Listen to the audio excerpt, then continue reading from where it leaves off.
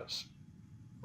It certainly doesn't hurt because he needs to counteract this narrative of Republicans jumping off the ship, so to speak. So those endorsements certainly doesn't hurt, as did the endorsement of Jeb Bush's son, and so that's good. But what has to happen is that he basically has to stop the blunders in the short term to give himself time to rebuild momentum. And I also do think that even though he has had a bad 2 weeks, this campaign has been very cyclical. So when I went back and looked at polling ever since June 1st, and I cut it up into 2-week segments, what were the average of polls June 1st to 15th, June 16th to 30th, July 1st to 15th, et cetera, et cetera.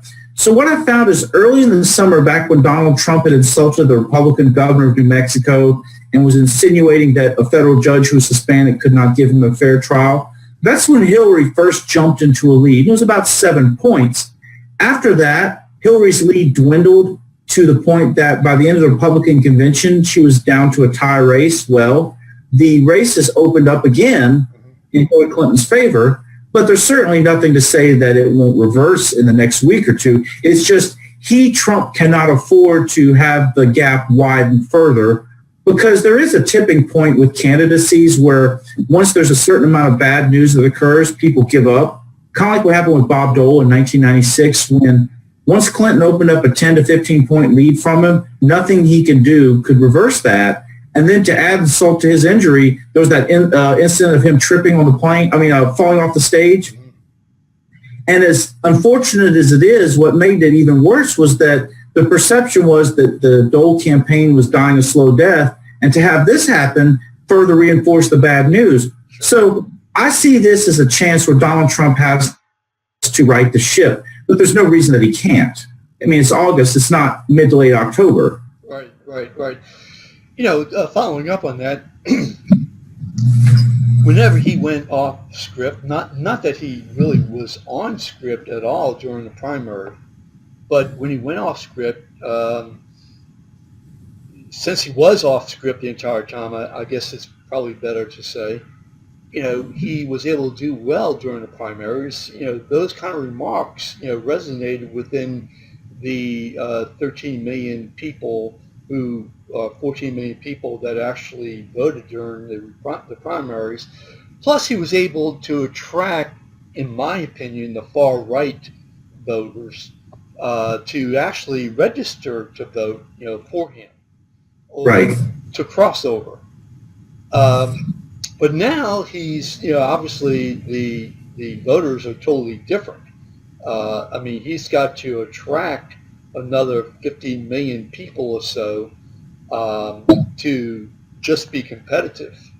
And going off script is dangerous. And I guess maybe he finally realized that this weekend. Right, and he has to pivot, and I think that's something he doesn't appreciate, is what worked with a majority of Republicans is not necessarily going to work with getting independents and wavering Democrats on your side. It's not going to work. In fact, based on what you just said about the breaking up in 2-week bundles, it's not working. Right. But what's interesting, he had closed the gap by the end of the Republican convention, but the Democratic convention and last week were very bad weeks for him. The gap has widened again. But I think, like I said, it's not beyond the tipping point yet, but he does have to pivot. And I think the key for him, Republican unity to me is one of those things where I think he has to appreciate that he cannot treat the Republican Party as a takeover target. He has to realize that he's got egos he has to assuage in the short term to get the Republicans behind him. Some of that can be mitigated by strong poll numbers. Some of that, however, he has to stop fighting Republicans. He has to realize that Hillary Clinton is his problem now, and he has to take his case to the American people as to why he's better qualified to be president than she is. And he has to offer positive reasons for his candidacy. When he talked about how he's a builder, that's the kind of thing to me he needs to be talking about, not getting into some fight with a Republican or Hillary Clinton, because I think the negativity has kind of reached a saturation point and people are getting tired of it.